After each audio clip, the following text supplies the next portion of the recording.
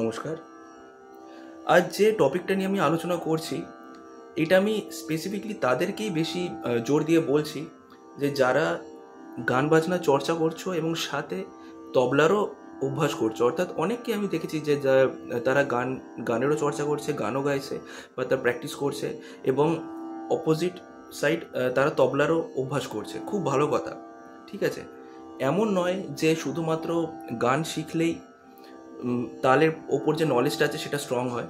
আমি বলবো সেই নলেজটাকে আরও বেশি স্ট্রং করতে গেলে তবলা বাজানোটাও জানতে হয়। বাধ্যতামূলক আমি বলছি না, জানলে আরও ভালো হয়। তালের সম্পর্কে জ্ঞানটা, সেন্সটা আরও স্ট্রং হয়, ঠিক আছে। আরও তালের ব্যাপারটা তোমার দখলে আসে।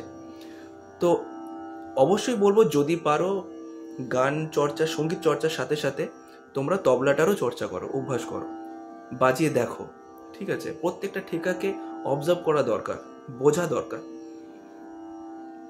এইখানে একটা ব্যাপার হচ্ছে, বা তোমরা বা আপনারা একটু যদি খেয়াল করেন এই বিষয়টাকে, একটু দেখলে বুঝতে পারবেন যে অনেকের গলার আওয়াজ না, গলার যে টোনটা আছে সেটা নষ্ট হচ্ছে, বা খুব বাজেভাবে এফেক্টেড হচ্ছে, বা মিষ্টতাটা হয়তো কমে যাচ্ছে, অনেক রকমের সমস্যা দেখা দেয়।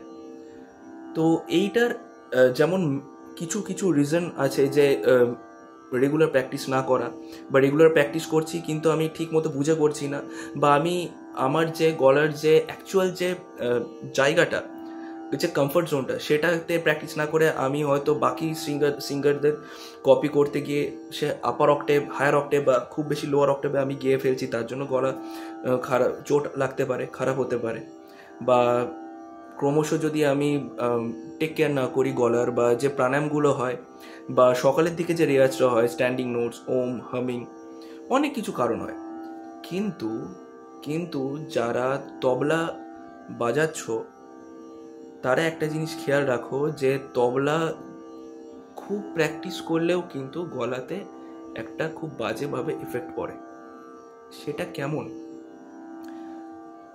এই যে আঙুলটা আছে না, তর্জনী, এইটা যখন তবলাতে কন্টিনিউ এইভাবে আমরা স্ট্রোকটা করি এই ফিঙ্গারটা দিয়ে, ঠিক আছে। এবার অল টাইম বলা যেতে পারে প্রায় 90% এই আঙুলটার ইউজটা হয়, ঠিক আছে, ম্যাক্সিমাম সব তালে কম বেশি। এই যখন স্ট্রোকটা আমি করছি, অনেককে দেখি যে তবলা খুব প্রেশার দিয়ে বাজাচ্ছে, খুব প্রেশার দিয়ে বাজাচ্ছে। অনেকের ধারণা যে আমি যদি জোরে প্রেশার দিয়ে না বাজাই ঠেকাগুলো ক্লিয়ার হবে না, কিন্তু এটা একটা ভুল ধারণা। যেমন সুর যখন আমরা গাইছি, নর্মাল টোনে আমরা যেমন কথা বলি, ঠিক সেইভাবে থ্রোটা করলে যেমন মিষ্টি লাগে শুনতে, তবলার ক্ষেত্রেও সেম।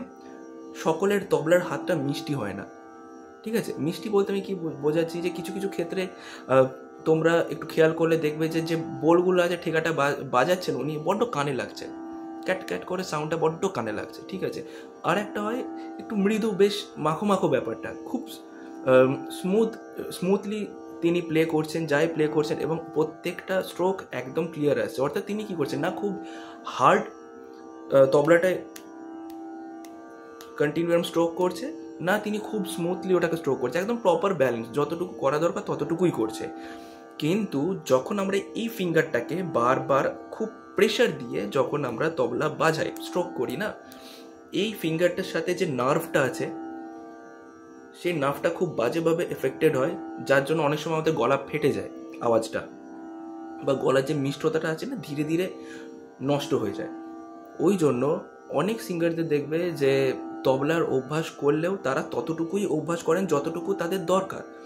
অর্থাৎ সেই তালের ব্যাপারে বোঝার জন্য যে হরকত, তবলার উপর যে কাজগুলো, ছোট ছোট কাজ, হরকতগুলো হয়, সেগুলো করার জন্য তাদের যতটুকু অভ্যাস দরকার ততটুকুই তারা করে, তার বাইরে বেশি তারা তবলা বাজায় না।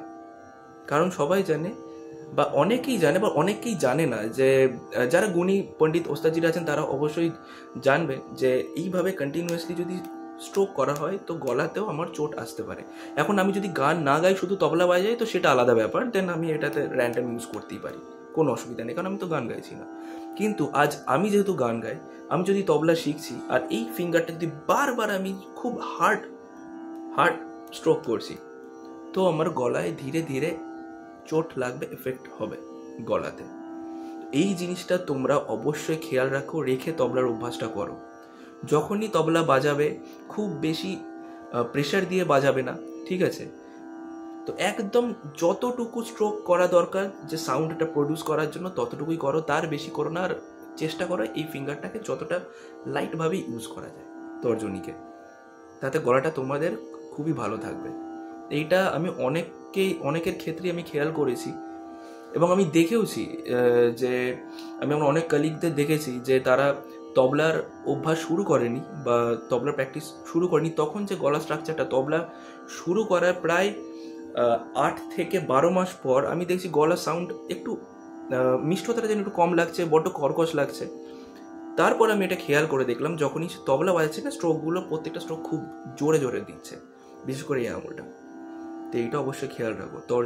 যদি এই ফিঙ্গারটা বাঁচিয়ে তোমরা ইউজ করো, আদারওয়াইজ তোমাদের গলাতে চোট লাগতে পারে, চান্সেস খুব বেশি। ধন্যবাদ।